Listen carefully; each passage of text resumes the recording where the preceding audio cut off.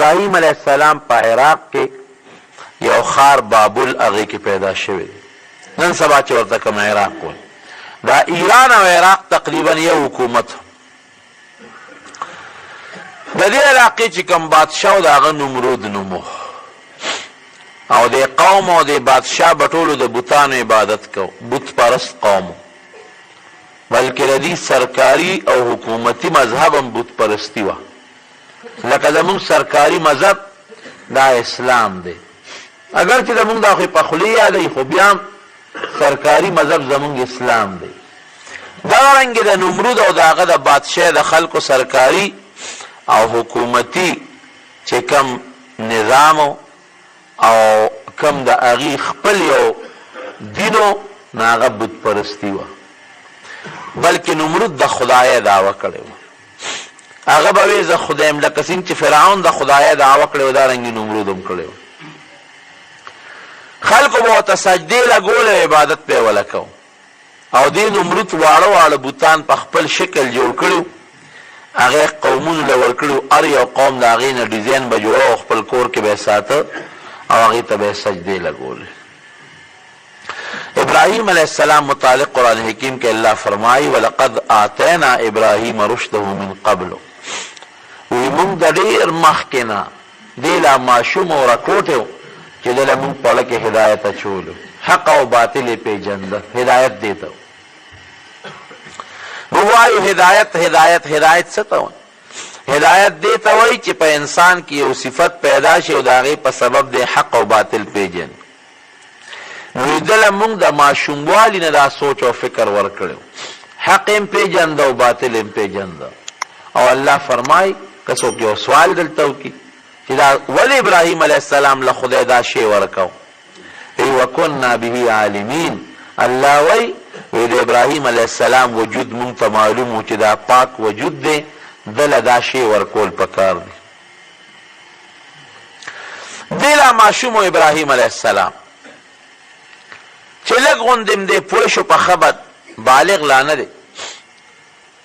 نو مور سره ناست و د مور نه یې لومبې تپوس وکړه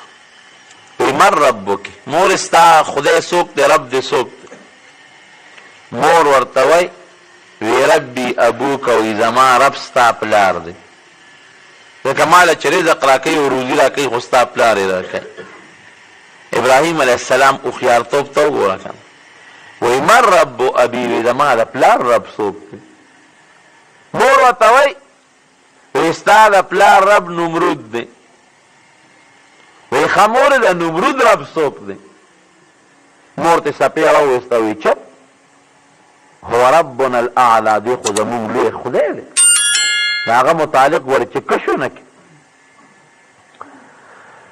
ابراهیم علیه السلام وی نه دا خبره دی غلطه ده وی ربنا الله لا اله الا هو وی رب زمونږ الله دی هغه خدای چې د عبادت نه لایق هغه سره بل څوک شریک نشته هو ربنا ورب كل شیء وی دې زمونږ هم پروردګار دی او د هر څیز هم پروردګار دا ټول کائنات او دا ټول مخلوق هغه پیدا کړي بس ابراهیم علیه السلام به د بوتانو نفرت کو او یو ځای دعوت چلوه بل ځای دعوت چلوه خلکو ته به یې وی چې ګورې رب زمونږ الله دی زمونږ پالونکی زمونږ پروردګار زمونږ خالق زمونږ مالک زمونږ جوړونکی زمونږ وجونکی مونږ له هدایت راکوونکی دا الله پاک دی دله په دې کارونو کې بل هېڅوک شریک نشته پلار یې د بادشاه خاص سړی و قرآن حکیم کې د پلار نوم آزر ذکر کړی دی اذ قال ابراهیم لابیه آزرا او د تاریخ په کتابونو کې تاریخ راځي علما لیکي چې خپل نوم یې تاریخ و تی الف ری خې او آزر لقب و لکه یو سړي خپل نوم یې او لقب یې وي دا د بادشاه خاص سړی و د هغه د وجې نه به ده ته چا غږ نه کوي ابراهیم علیه السلام خو هر چا ته به نصیحت کو یو ځل به راووت قوم نه تپوس وکړو ستوری ښکارېده د شپې وی دا ستوری څوک دی وی دا هم ستاسو رب دی هغې به ستورو کې چا به د ستورو عبادت کو چا به د نور کو چا به د سپومۍ کو هغې وی او بلکل دا زمونږ رب دی ناستو قوم ته نصیحت کو لیکن رڼا را خطا شوه د سار هغه ستوري غایب شي وی څه شو ستاسو هغه خدای وی خو پرېوته او انی لا احب الآفلین وی چې کم خدایان پروز یو وخت کې رڼا وي او بل وخت کې نی امین دی پکا بیا یو بل وخت کې یو قوم سره ناستو هغه قوم چې هغوی د سپومې عبادت کو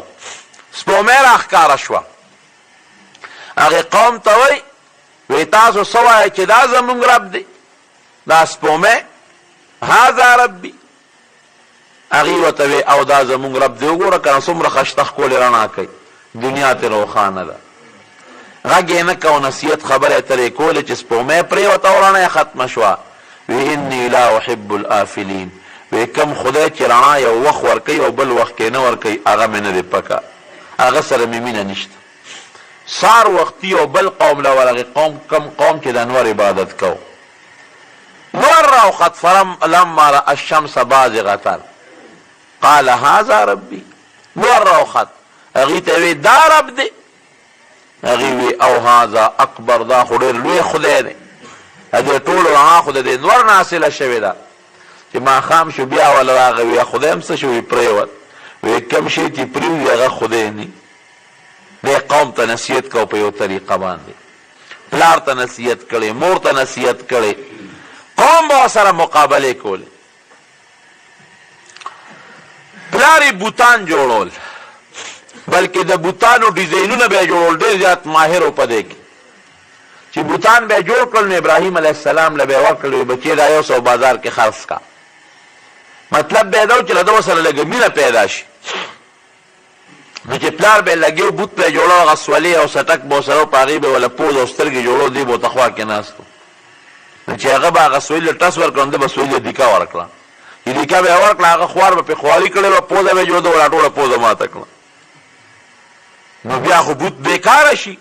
نو پلار به ورپسې کوتک راواغه چوکه راوایه ده به ترې منډه کړي وی زما هغه ټول بوت مې جوړو نو هغه دې راله ټول کار خراب کوی بابا کوم بوت چې ته په لاسو خپلو لاسو جوړی او کوم بوت چې زما د سوت نه ځان نشي بچ کولی ځان له پوزه نشي بچ کولی نو هغه ته تاسو څنګه سجدې کوئ عبادت وله کوئ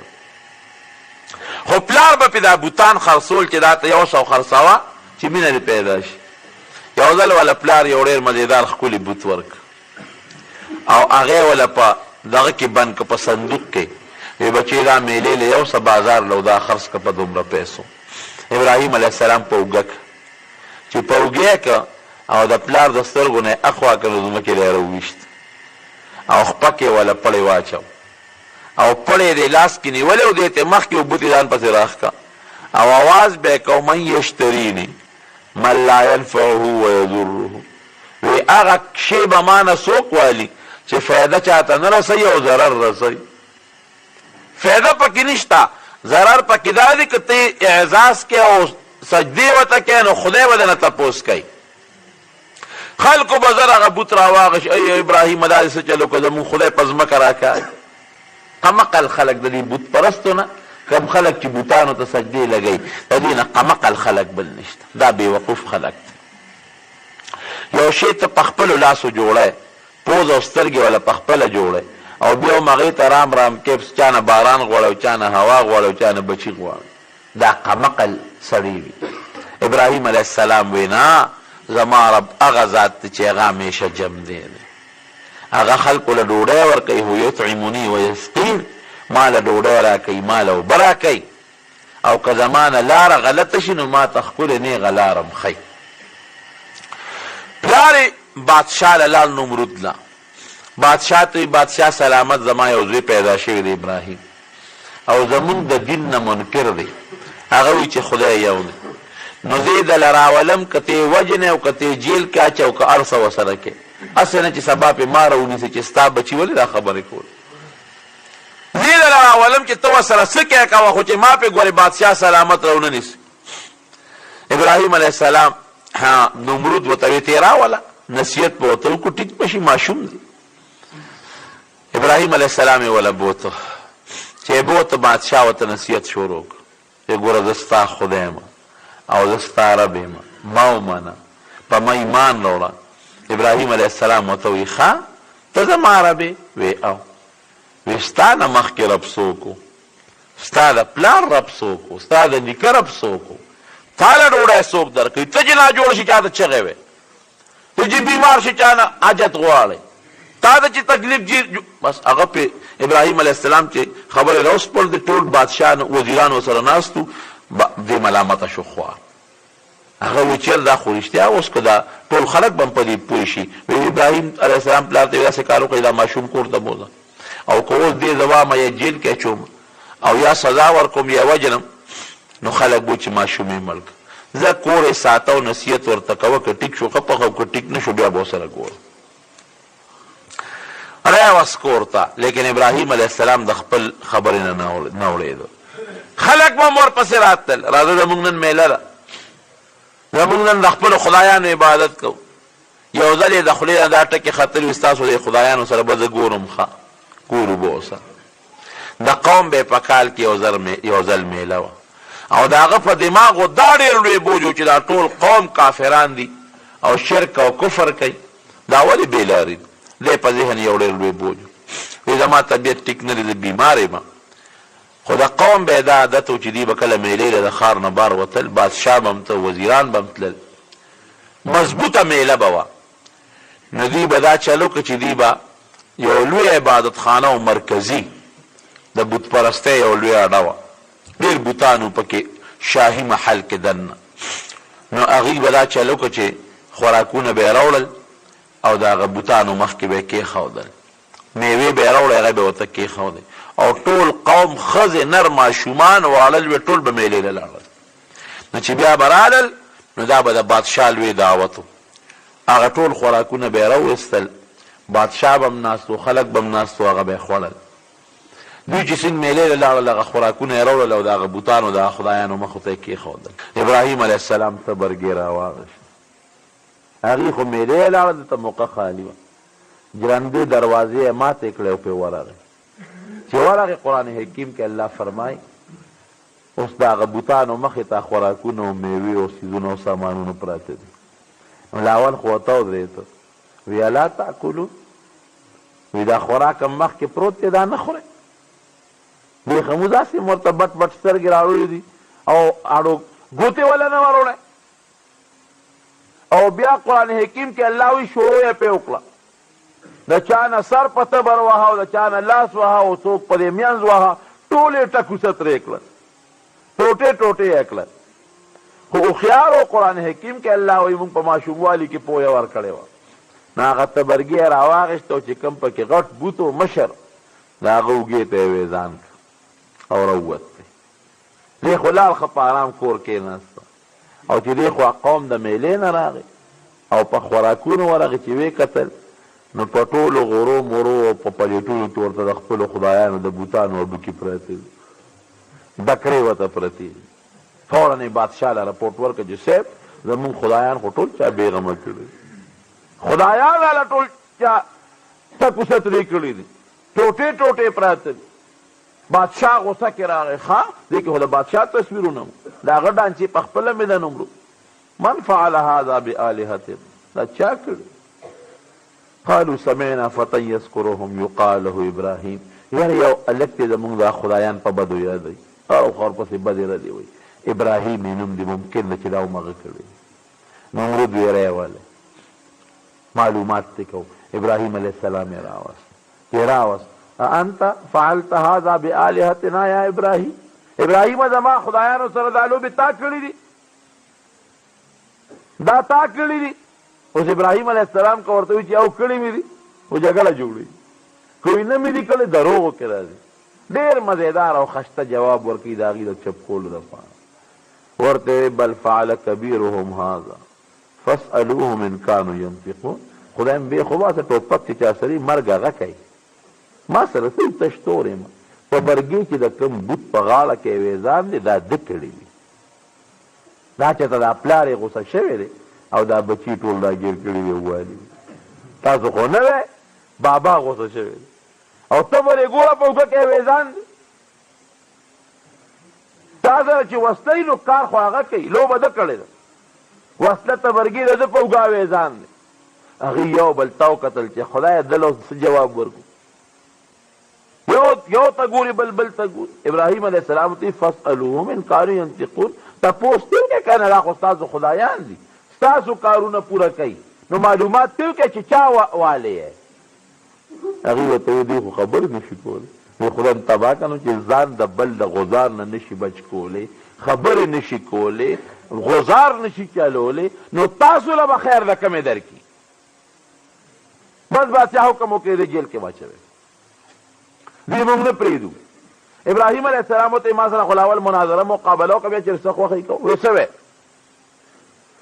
ستا څه سوچ چې وی ستا خدای بل خدای شته وی او زما بل خدای وی څه کار کوي؟ وی هغه وجل کوي. الذي يحيي ويميت، څوک وجني څوک مړه کول کوي. نمرود درته وي که دا کار ما وکړه نو بیا وی ته نشې کولی دا کوي، زه هم کولی شم. ځکه خدای پاک چې کوم مړ جمدی کوي نو هغه دا نه دی، خو جمدی دی پرېښود د جیل نه بهر، نو مړی دی کوم ځای جمدی کوي. هغه چې سو دي نو خدای پاک یې واپس تا واچوي. خو خیر ابراهیم علیه السلام به سره نور بحث ونه کړ. دی ورته وویل ښه زما رب یو بل کار کولی شي، ته هغه کولی شي؟ وی څه کوي؟ وی زما رب چې دی د مشرق نه نور راخیجوي او په مغرب یې غورځوي. ځکه نه که ته خدای نو تېره دې طرف نه راوخیجوه، په دې بل طرف یې وغورځوه. فبهت الذي کفر والله لا یهدي القوم الکافرین. الله قرآن حکیم کې فرمایي بس دقه دی چپ شو، دا کافر غلی شو. ځکه دا جواب خو سره ونه، دا خو یې ویلی نه شو چې ودرېږه د انور زه راخیجومه، دې بل طرف نه یې راخیجومه. بس غلی پاتې شو. بادشاه پوه شو که دا ابراهیم علیه السلام اوس دله زه سزا ورنکم او دې پرېږدم، خو دا ټول خلک کیدي چې زما د خدای نه څه به انکار وکړي، د نورو خلکو عقیدې راته بل شان نشي. نو اعلان یې وکړ، وی دې به سوځو جیل کې واچوئ او داسې سزا به دله ورکوم چې په مخ د ځمکه داسې سزا هېڅ چاته هم نه میلاو شوې. د ښار نه بار یې اور بل کړ او اعلان یې وکړ. بادشاه مخیار و، وی دا زه د دې ابراهیم نه د هغه خپلو خدایانو انتقام اخلم. نو چا چې په دې بوتانو باندې ایمان دی، په دې خدایانو، هغوی دې لاړ شي او ګېډي خشاکونه دې راوړي او دې غورځوي چې ابراهیم علیه السلام پې وسوځو. خلک به تلل او د برکت لپاره چې د خپلو خدایانو بدل اخلو، ګېډي ګېډي خشاکونه به یې راوړل. یو لوی میدان کې دومره خشاک جمع کړه چې په ګزونو نه چې ډېر لوی میدان یې د خشاک نه ډک کړ. او یو ورځ یې مقرر کړه، په هغې کې ابراهیم علیه السلام راوویسته او اور یې ورته ورکړ.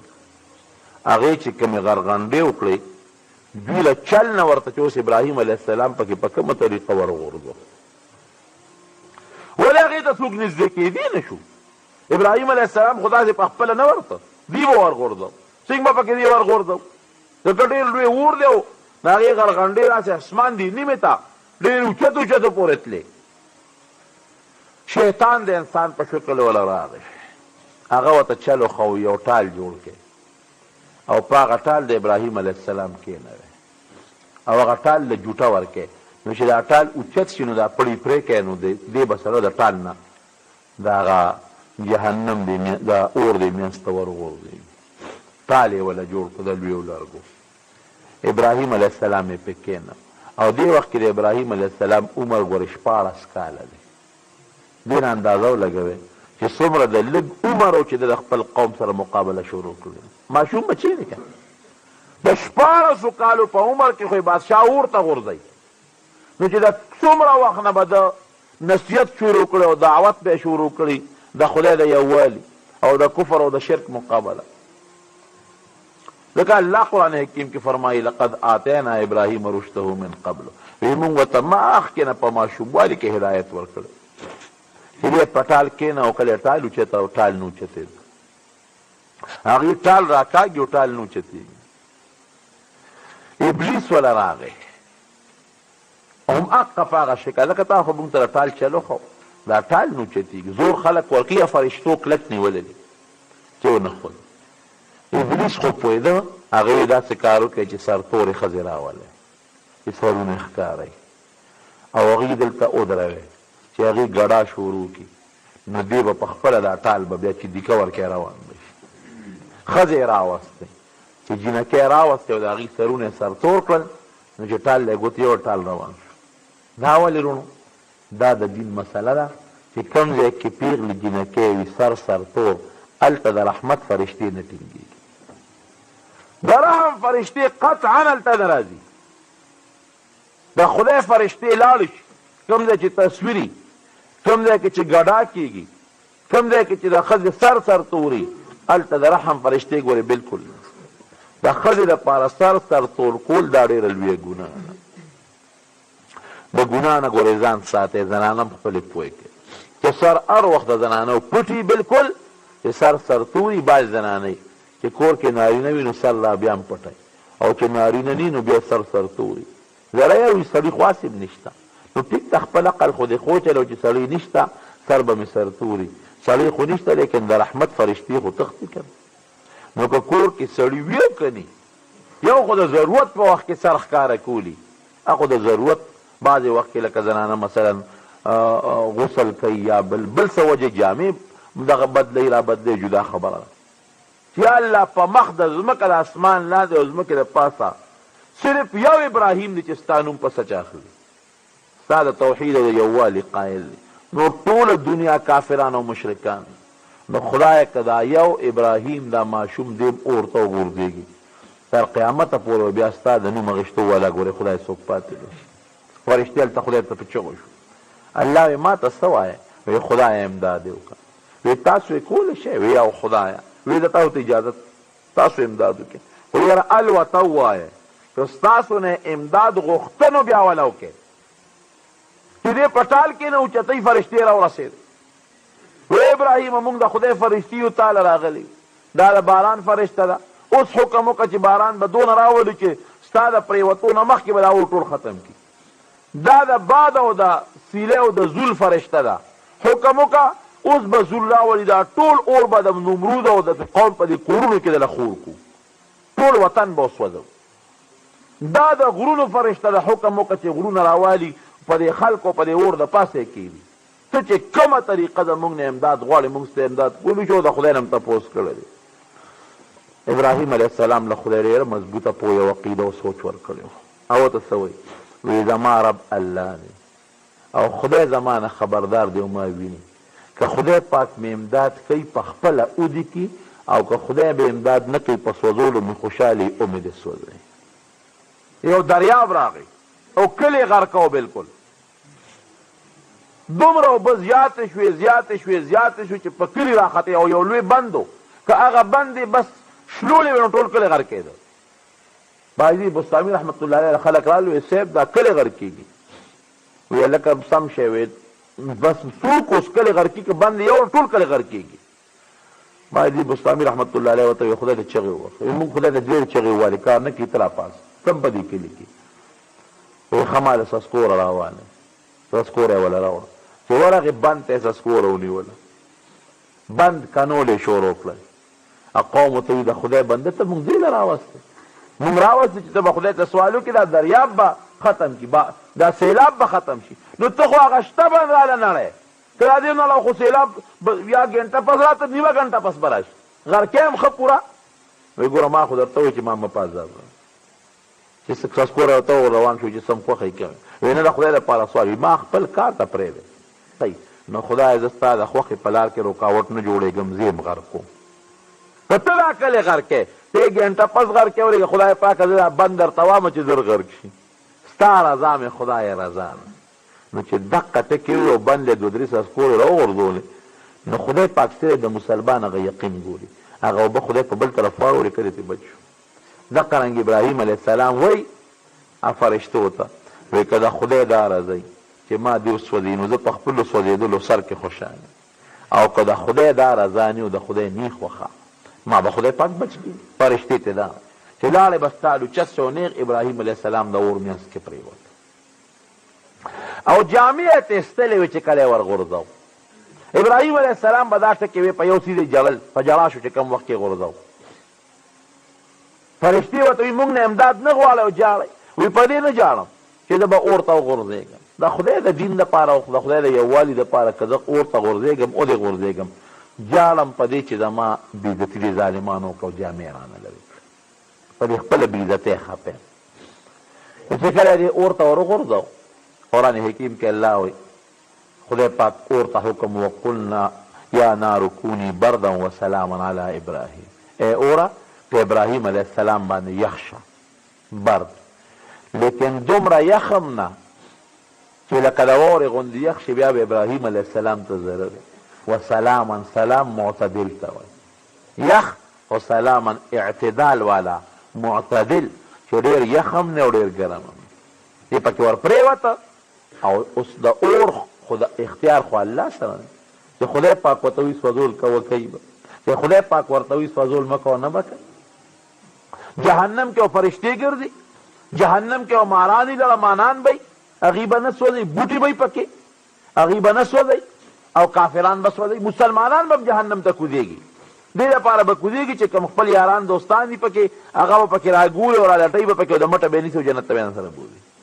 مسلمان به جنت ته راځي او پکې به ګرځي هغوی به نه سوځي د اور سوځول خو د خدای پاک په اختیار کې اور ته یې وغورځوه حضرت جبریل علیه السلام وله فورا یو کمیس راوړه د جنت نه د ریخمو کمیس او هغه یې ورته فورا وسپړده او ابراهیم علیه السلام ته یې په غاړه کړه خدای وله د اور په منځ کې چینه پیدا کړه د یخ اوبو د هغې نه به یې وبس کړې او د اور په منځ کې وله خدای پاک انارو یو بوټي زرغون کړه د هغې نه به یې انار راشکول او هغه به یې خوړه او بعضې مفسرین لیکي چې رب العالمین ورته په دې ګوته کې د پیو انتظام هم وکړه دا ګوته به یې خپله روله او په هغې به یې خپل کار کېده اور لا بلیږي ګیر چاپېره او دې کې ته ابراهیم علیه السلام راووت روغ سالم راووت دې نه پس نمرود پېښ شو چې ده ته خو زه هېڅ سزا نشم ورکولی او دې د خدای رښتونې برحق پیغمبر جوړېدو والا دی وایي داسې کار وکړې ابراهیم موږ درته غږ نه کوو خو موږ سره یو جوړه وکړه وایي څه جوړه وې وایي ته مهرباني وکړه زما د وطن نه وځه زه زما د وطن نه بار ځه او چې ستا څوک ملګري هغه هم ځان سره بوځه خو موږ دلته په ارام پرېږده ابراهیم علیه السلام پلار له ورغی پلار هم ورته وی چې بچې خوښه دي نو زموږ د وطن نه ځه فتنه جوړېږي او بادشاه دې نه پرېږدي دوه کسان ورسره روان شو یو حضرت لوط علیه السلام دی اروارو ده په ایمان راوړی او یو یې د تره لور و حضرت ساره رضی الله تعالی عنها د تره لور یې هم دې باندې نکاح هم تړلی و بیبي یې هم دا دوه کسان ورسره شو خو پلار ته آخر وخت کې بیا نصیحت کوي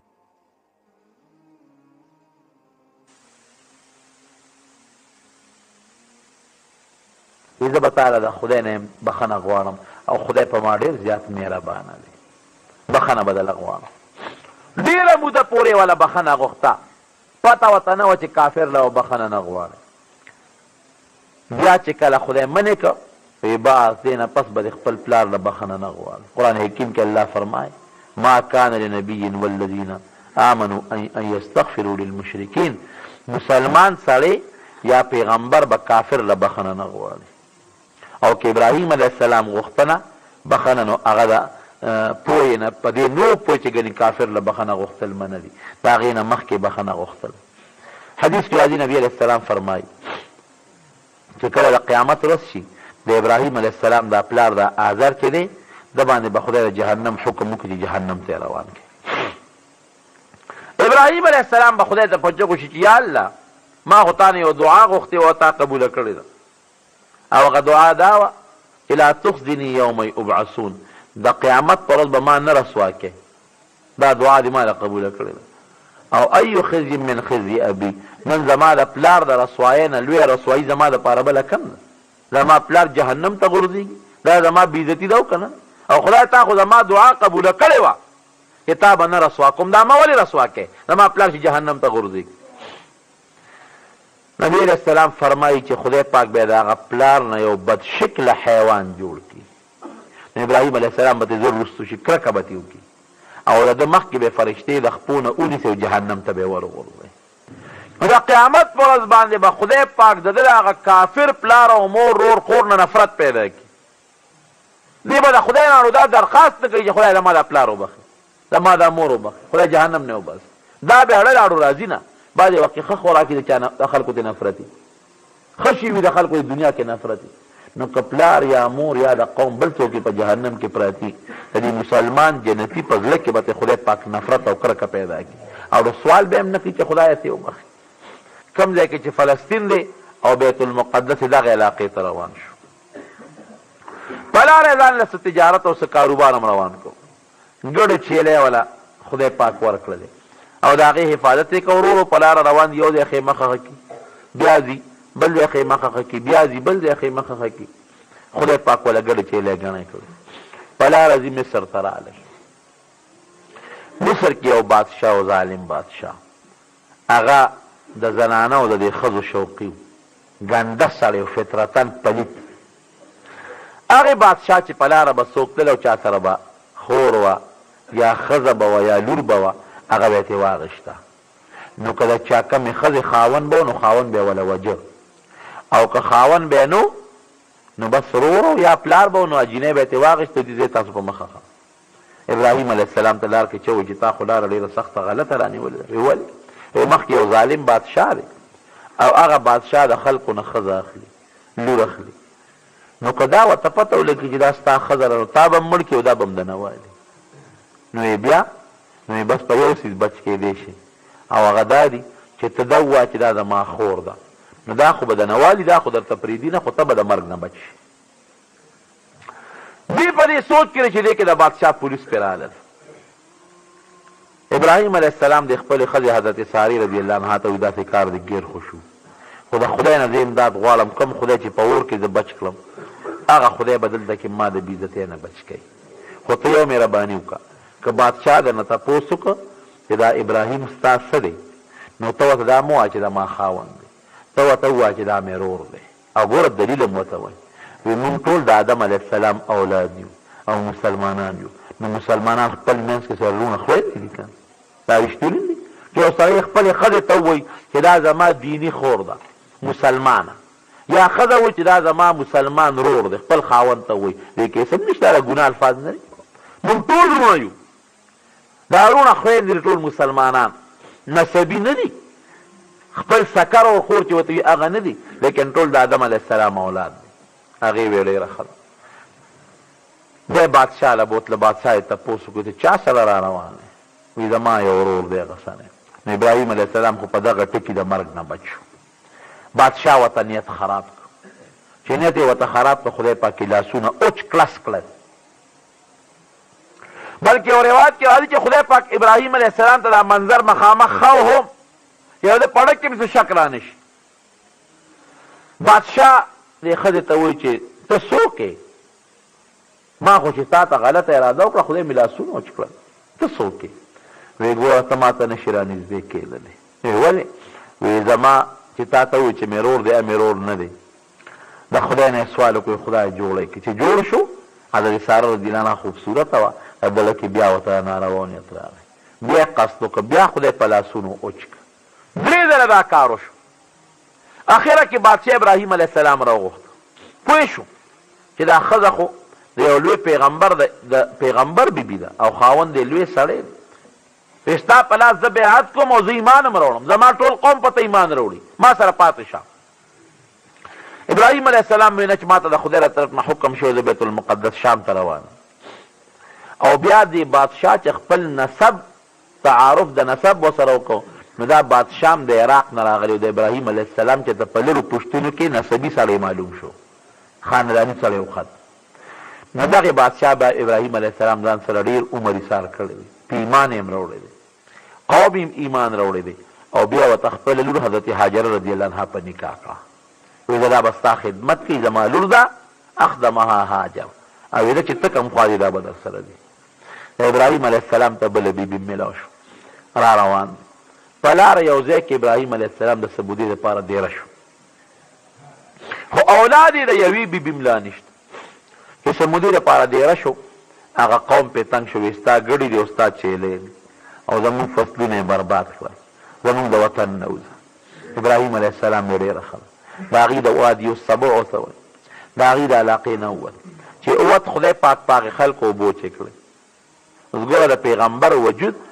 دا په ځمکه د خدای رحمت دی د مکې مکرمې نه چې نبي علیه السلام مدینې منورې ته هجرت وکړو د مکې مکرمې په خلکو داسې قات راغی چې سپلی به یې په اوبو کې اچولې او یا شولې به یې هغه اوبه به یې څکلې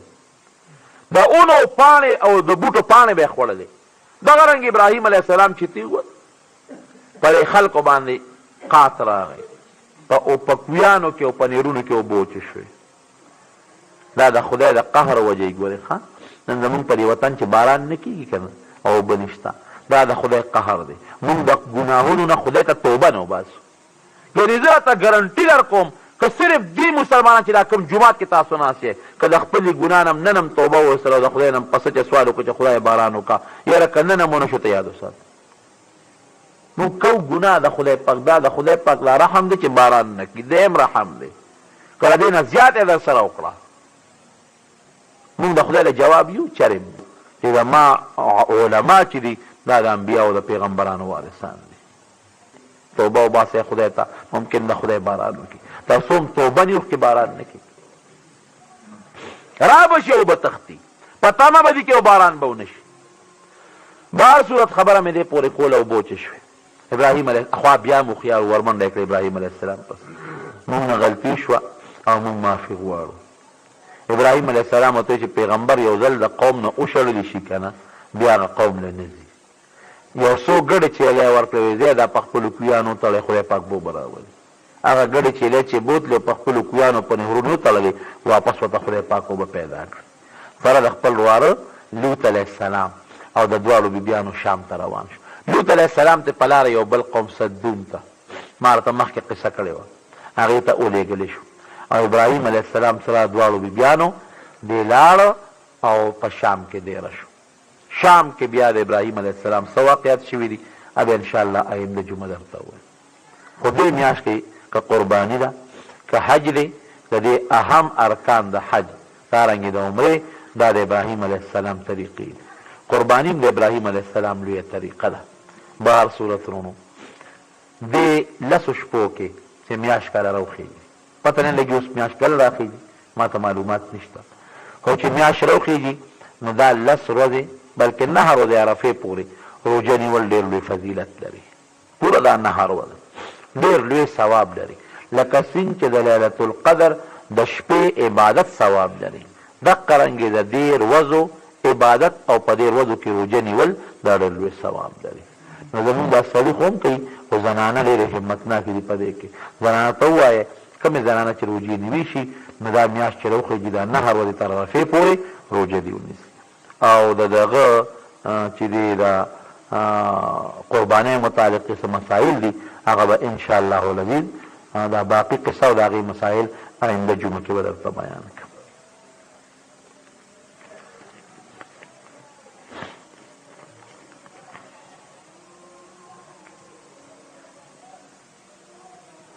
او بالکل اعتکاف کله چا نه فاتح شوي وي نو رمضان کې بالکل د هغې قضا کولی شي دا رمضان کې بالکل کولی شي د پیغمبر علیه السلام جنازه وی چا کړې ده د نبی علیه السلام جنازه داسې نه شوې لکه زمونږ په شان دی ځای کم و 2-3 کسان به ورتلل او د نبی علیه السلام جنازه به یې کوله چې 2-3 څلور په هغه ځای کې زیدي شو لکه پیغمبر د هغه ځای نه دا د نبي اسلام یو خصوصیت و چې هغه کوم دی وفات شو ملته به پروت وي د هغه ځای نه به یې اخوا کوی نه بهر صورت دعا وکړئ ټول نه مخکې خدا دعا وکړئ اول د خپلو ګناهونو معافي وغواړئ الله زمونږ ګناهونه مونږ ته معاف کړي رب العالمین زمونږ ګناهونه مونږ ته معاف کړي خدای مونږ دا اقرار کوو چې زمونږ واړه ګناهونه هم شته او لوی هم شته خدای زمونږ پټ هم شته او ښکاره هم شته خدای زمونږ واړه او لوی دواړه ګناهونه مونږ ته معاف کړي خدای زمونږ اول او اخر دواړه ګناهونه مونږ ته معاف کړي خدای زمونږ پټ او ښکاره او زمونږ واړه او لوی ټول ګناهونه مونږ ته معاف کړي الله مونږ د معافۍ درخواست کوو خدای پاک دا باران چې کم بند نو د رحمت باران په مونږ نازل کړي الله مونږ خو ډېر ګناهګار یقینا مونږ دا خلم نشو خوځولی چې تا ته د باران درخواست وکړو اونې بوټي او په دغه میږو باندې او په دې پرندو باندې او په دې حیواناتو خدای خپل باران وکړي او د هغې د برکت یې خدای په مونږ باندې وکړي الله دا قحط سالي ده نو خدای ته ختمه کړي او خدای پاک عاجلا فوري د رحمت باران وکړي الله چې څومره د ځمکې ته ضرورت دی هغه مره باران وکړي او خدای د رحم باران وکړي الله د جمعې مبارکه ورځ ده او مونږ درنه دا درخواست کوو هغه مسلمانان دا درخواست کوي خدای یقینا چې مونږ ډېر ګناهګار یو خو یو څیز دی خدای چې په تا باندې ایمان دی الحمدلله ستا په ښکلي رسول هم ایمان دی الحمدلله ستا په ښکلي کتاب هم ایمان دی الحمدلله خدای د دې د برکت نه په موږ د رحم باران وکړي او خدای ښه برابر باران د رحم و کرم وکړي دا ځمکه او دا پټي او دا بوټي خدای ټول لامده کړي دو کې چې څوک مریضان دي خدای ته ولا شفا ورکړي که څوک قرضداران قرضونه اخلاص کړي زموږ د دې جومات په ګاونډ کې یو زنانه ده د هغې قوم ته خاندان ته څه تکلیف د دشمنۍ پېښ شوی د رسېدلی دی دعا ورته وکړئ چې خدای پاک یې په روغه باندې بدل کړي او الله یې د هغه غم او د هغه مصیبت نه په خیر خلاص کړي او خدای ورته د هغه مصیبتونو او د هغه غمونه په خوشحالو باندې او په روغو باندې بدل کړي بعضې ملګرو هم د دعا درخواست کړی دی الله چې چا دعاګانې غوښتې دي خدای هغه دعاګانې هم تا ته معلومې دي یا خلک هم تا ته معلوم دي وله قبولې کړي او زمونږ د دې کلي ډېر ملګري حج له تللي دي مولانا فضل قادر مولوي صاحب شو او د هغه ملګري دي یا زمونږ دلته کې نور ملګري دي خدمت له تللي دي